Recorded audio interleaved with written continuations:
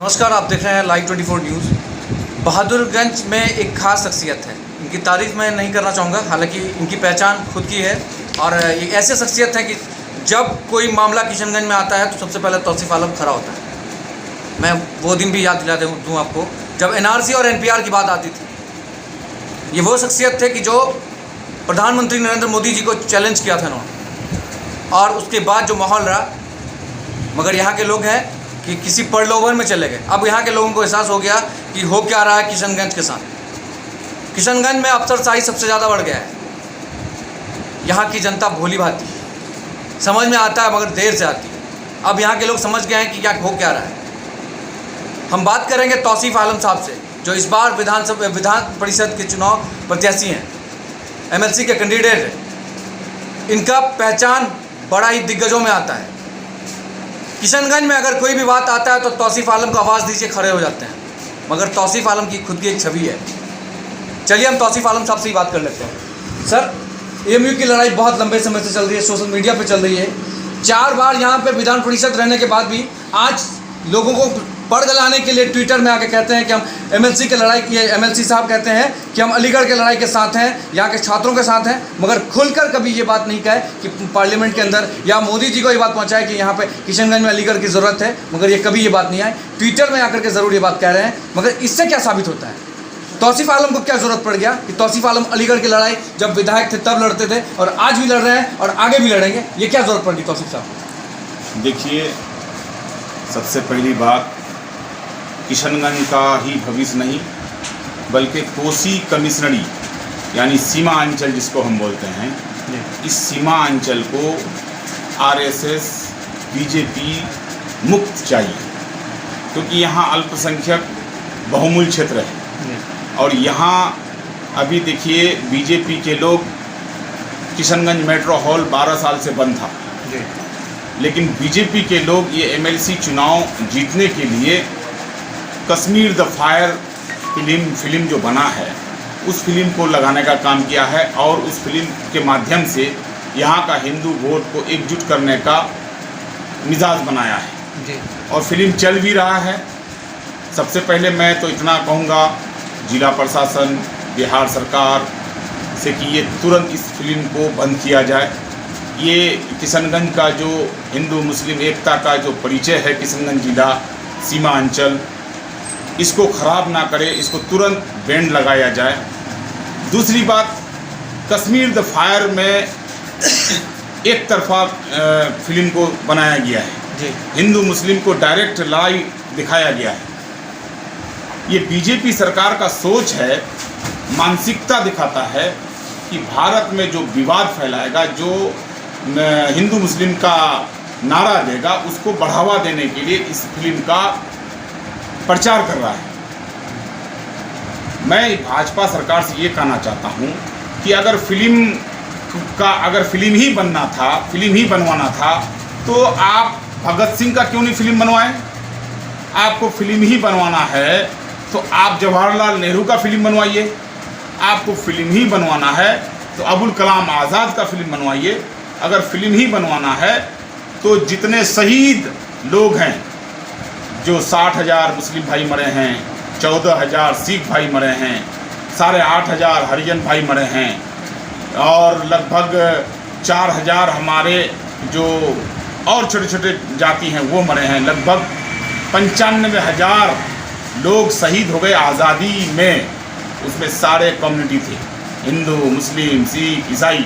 इन पर फिल्म बनाते आप नफरत फैलाने वाले का आप प्रचार कर रहे हैं। इससे क्या साबित करना चाहते हैं? हमारा हिंदुस्तान से 15 देश निकल चुका। पाकिस्तान और बांग्लादेश तो आज़ादी होने के समय में पाकिस्तान निकल गया, आज़ादी होने के बाद बांग्लादेश निकल गया। उससे पहले जो मुग़ल राज थे, उससे पहले हमारा, जैसे अफ़गानिस्तान से पहले अफ़गानिस्तान था, कजाकिस्तान था, ईरान था, इराक था, बर्मा था, श्रीलंका था। बहुत ऐसे 15 देश हमारे हिंदुस्तान से निकल चुके हैं। आप क्या कराना चाहते हैं? हिंदुस्तान को और टुकड़े टुकड़े में बंटवाना चाहते हैं BJP के लोग? मैं तो ये कहना चाहूँगा कि अगर हिंदुस्तान का नक्शा को बचाना है तो बीजेपी को लगाम पहनाना होगा। आज मौका आया है, खास करके किशनगंज और अररिया पूर्णिया वालों जो जनप्रतिनिधि है, बीजेपी मुक्त सीमांचल को चाहिए। बीजेपी मुक्त करे तभी यहाँ जो बीजेपी के लोग हैं, आरएसएस के लोग हैं, यहाँ जो फंड फैलाने का काम करते हैं, इस फंड को मचोड़ने का काम करना होगा, इस फंड को दबाने का काम करना होगा, तभी हम यहाँ खुश रह सकते हैं। हमारा जो हिंदू मुस्लिम एकता का जो परिचय है सीमांचल में, तभी हम बचा पाएंगे। सर, किशनगंज में जहाँ तक मेडिकल कॉलेज की बात आती है, किशनगंज के छात्रों को एडमिशन नहीं मिल पाता है। आज चुनावी मुद्दा बनाया गया है कि किशनगंज के छात्रों को एडमिशन मिलता है। आपको लग रहा है कि किशनगंज के छात्रों को मेडिकल कॉलेज में एडमिशन मिलता तो लोग यूक्रेन जाते? लगता है सर ऐसा? देखिए, मैं स्पष्ट करना चाहता हूँ कि किशनगंज मेडिकल कॉलेज में कम से कम 25% आरक्षण सीमांचल के नाम करना चाहिए। अगर नहीं करता है तो उसका बहिष्कार भी करना चाहिए हम लोगों को। आज लॉलीपॉप पकड़ा देता है। आज राजद वालों ने आज लंगड़ा घोड़ा को उतारा है। बीजेपी का पैसा से इलेक्शन लड़ता है। ये स्पष्ट है कि बीजेपी वाला राजद वाला को मदद कर रहा है, राजद के कैंडिडेट को मदद कर रहा है और पैसा दिला रहा है, पैसा दे रहा है। मैं यहाँ के जनप्रतिनिधि से आग्रह करना चाहता हूँ कि आपको बहुत बड़ा लड़ाई लड़ना है। आपको अगर सीमांचल का भला सोचना है तो आपको इसको उठा के फेंकना पड़ेगा, एकजुट होना पड़ेगा, कांग्रेस का साथ देना पड़ेगा, तभी आप जनप्रतिनिधिगण यहाँ मुक्त हो जाएगा। नहीं तो पहला मेरा काम होगा, प्रत्येक पल पर अगर अल्लाह ताला ने जिताया और यहाँ का जनप्रतिनिधि हमको जिताया तो पहला काम हम प्रत्येक ब्लॉक में एक एक एम्बुलेंस देने का काम करेंगे।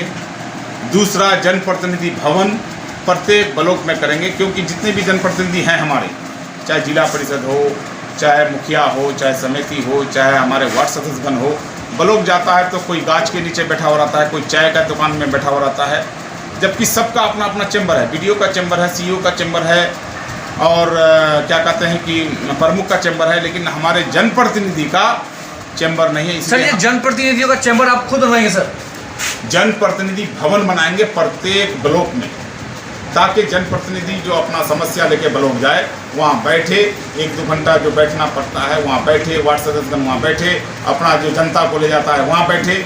और तीसरा सवाल है, सबसे बड़ा मुद्दा जो है, जनप्रतिनिधि को मानदेय दे करके लॉलीपॉप पकड़ा जाता है। मैं जैसे एमपी, जैसे एमएलए, जैसे एमएलसी को तनख्वाह मिलता है, उसी तरह से हम वार्ड सदस्य, मुखिया, समिति और जिला परिषद का भी तनख्वाह हो, ये मेरा प्राथमिकता है। देखिए, बड़ी बात है, तौसीफ आलम साहब ने एक बड़ी बात कही है। इनका कहना है कि यहाँ के जनप्रतिनिधियों को वेतन स्टार्ट होना चाहिए। इस सवाल को लाइव 24 ने भी उठाया था चुनावी दौरान में। कहा गया था कि जब एक विधायक की सैलरी 70+ सैलरी है तो एक मुखिया को सैलरी 5,000 क्यों? ये बहुत बड़ा मुद्दा है और तौसीफ आलम साहब भी इस बात को कह रहे हैं, अगर जीतेंगे तो ये मुद्दा फिर से ये उठेगा। और मैं आपको सबसे बड़ी बात बताऊं कि जनप्रतिनिधियों के लिए एक चैम्बर स्पेशल प्रत्येक ब्लॉक में बनाने का काम करेंगे। ये मैं नहीं कर रहा हूँ, बहादुरगंज के जो एक्स एमएलए तौसीफ आलम विधान परिषद प्रत्याशी हैं, जो तौसीफ आलम खुद कह रहे हैं। सबसे बड़ी बात है कि ये बात कहना तौसीफ आलम साहब कितना इसको धरातल पर ला पाते हैं और कई सारी जानकारियां हम इनसे ले लेते हैं। सर, लोगों का कैसा रिस्पांस मिल रहा है? इधर आपके पार्टी से हट करके कई ऐसे विपक्षी विधायक हैं, उनका कैसा रिस्पांस मिल रहा है आपको? देखिए, बीजेपी को हराने के लिए जितने भी सेकुलर पार्टी हैं, जितने भी बीजेपी के खिलाफ पार्टी हैं, मेरा समर्थन कर रहे हैं। और रहा सवाल राजद का, राजद लंगड़ा घोड़ा को उतारा है, इसीलिए जनप्रतिनिधि समझ रहा है कि इसको वोट देने का मतलब बीजेपी को जिताना होगा, इसलिए राजद का कैंडिडेट का बहिष्कार कर रहा है। जनप्रतिनिधि कह रहा है कि बीजेपी को हमको हराना है तो हमको कांग्रेस पार्टी को वोट देना पड़ेगा। और राजद के जो कैंडिडेट हैं वो बीजेपी के पैसा से इलेक्शन लड़ रहा है, ये कई जगह बोला भी है, लोग बोल रहा है, खुद जो बीजेपी के कैंडिडेट हैं वो भी बोल रहा है। सोचिए कि बहुत बड़ी बात सामने आ रही है कि जहां राजद को उतारा गया है, बीजेपी अंदरूनी पैसे से यानी आर्थिक रूप से मदद कर रही है, उसको चुनाव बीजेपी चाहती है कि किसी भी तरह से सीट को निकाला जाए। देखिए कितना बड़ा षड्यंत्र रचाया जा रहा है किशन सीमांचल में। तौसीफ आलम साहब खुद इसका एक्सपोज कर रहे हैं इस मामले को। अब देखना यह है कि यहाँ के प्रतिनिधियों का क्या फैसला होगा। यहाँ अलीगढ़ का भी मुद्दा बहुत बड़ा मुद्दा है कि हालांकि अलीगढ़ का मुद्दा बहुत बड़ी लड़ाई है। यहाँ पे इस लड़ाई को कैसे देखेंगे तौसीफ साहब? तौसीफ साहब, आपके ससुर जी हैं जो AIM से विधायक हैं, उनका रिस्पॉन्स कैसा मिल रहा है आपको? देखिए, अभी आप AMU का बात बोले। AMU का पहला लड़ाई हम लोग लड़े थे मौलाना असरारुल साहब के अध्यक्षता में। कांग्रेस ने पैसा देने का काम किया था, बिहार सरकार ज़मीन नहीं दे रहा था। हम लोग किशनगंज में लड़ करके, हड़ताल कर करके, रोड जाम करके हम लोग बिहार सरकार से ज़मीन लेने का काम किया था। वो केस अभी भी चल रहा है। परसों दिन हमको डेट में जाना पड़ा था। AMU का लड़ने का काम हम लोग करते हैं। AMU को पैसा रोकने के लिए ये साजिश पता चल गया है कि बीजेपी के लोग, बीजेपी का सरकार, डबल इंजन का सरकार, बिहार सरकार से लेकर के केंद्र सरकार तक बीजेपी का सरकार है जो AMU का पैसा रोकने का काम कर रहा है। अगर हमको कामयाबी मिलता है तो AMU का पहला काम हम उसको भी पहला प्राथमिकता देंगे। जो AMU का पैसा कौन रोक के रखा है उसको भी बेनकाब करेंगे। और रहा सवाल AMU के साथ साथ हमारे इलाके में जो हमारे बिरादरी के लोग हैं, पहली बार ऐसा हुआ है जो किशनगंज के लोगों को कांग्रेस ने टिकट दिया है। हम किशनगंज वासियों से कहेंगे कि मैं किशनगंज का बेटा हूं, मैं किशनगंज के तरफ से उम्मीदवार हूं। मैं चाहता हूं कि किशनगंज के जनप्रतिनिधि जितने भी हैं, बेटा समझकर, भाई समझकर, और किशनगंज का उम्मीदवारी जो हम हैं, किशनगंज का उम्मीदवार समझकर हमको सपोर्ट करें, तभी हम ये लड़ाई जीत सकते हैं। सर, कितना नंबर में आपका सिंबल है सर? देखिए, 1 नंबर से लेकर के 7 नंबर का सीरियल है, 7 कैंडिडेट है। दूसरा नंबर पर मेरा चिन्ह है, ये होगा, नाम होगा, चिन्ह तो होगा नहीं, मोहम्मद तौसीफ आलम नाम होगा। और उसके आगे एक फ़ोटो लगा हुआ रहेगा मेरा, जो उसी फ़ोटो के इसमें 1 नंबर के बाद दूसरा नंबर जो आएगा 1 लिखना है उसमें। ये तौसीफ आलम साहब का कहना है। इनका सैम्बल नंबर जो है ये दूसरे नंबर पर है, इसमें लिखा हुआ है तौसीफ आलम। और दूसरा नंबर ये मेरा दूसरा नंबर पर है। और ये इसी को हम चाहेंगे कि जैसे ये जो है मेरा फ़ोटो होगा जी सर, यहाँ 1 लिखना है जी। यहाँ नाम होगा, यहाँ फ़ोटो होगा, यहाँ 1 लिखना है इस अंकर पर जी। जैसे हम बता रहे हैं आपको, आप दिखाने प्रैक्टिकली इनको दिखाया है प्रैक्टिकली। ऐसे डांट खींच देना है बस, जैसे हम 1 लिखते हैं बस हो गया। इसी में जी इसी में मान्यता हो जाएगा जी। ये तौसीफ आलम साहब का सिंबल है। इन्होंने बता दिया थ्योरी के तौर पर कि ये कैसे यहाँ पे वोटिंग करनी है। और सबसे बड़ी बात है कि यहाँ पे अलीगढ़ का लड़ाई बहुत बड़ा मुद्दा है। और खास करके सीमांचल वासियों के लिए ये अलीगढ़ अगर किशनगंज में होगा तो ये आपके बच्चे, हमारे बच्चे, सबके बच्चे पढ़ेंगे यहाँ पे, इनका भविष्य जो है बेहतर हो सकता है। तौसीफ आलम साहब जो ये लड़ाई काफ़ी लंबे समय से लड़ रहे हैं। और जहाँ तक की बात है, यहाँ की प्रतिनिधियों के फैसले के हित में जनता ने किया। अब जनता के फैसले का सम्मान करते हुए प्रतिनिधियों को चाहिए कि इस बार किनकी ओर जाना है। तौसीफ आलम साहब के लिए ज़रूर सोचें। ये एक बार मैं भी कहना चाहता हूँ, क्योंकि यहाँ तो किशनगंज को अगर सीमांचल का शेर चाहिए तो वो तौसीफ आलम चाहिए, क्योंकि ये किशनगंज की हक की लड़ाई के लड़ने के लिए हमेशा से खड़े होते हैं। बने रहिए Live 24 न्यूज़ पर। किशनगंज से संवाददाता मिन्हाज आलम।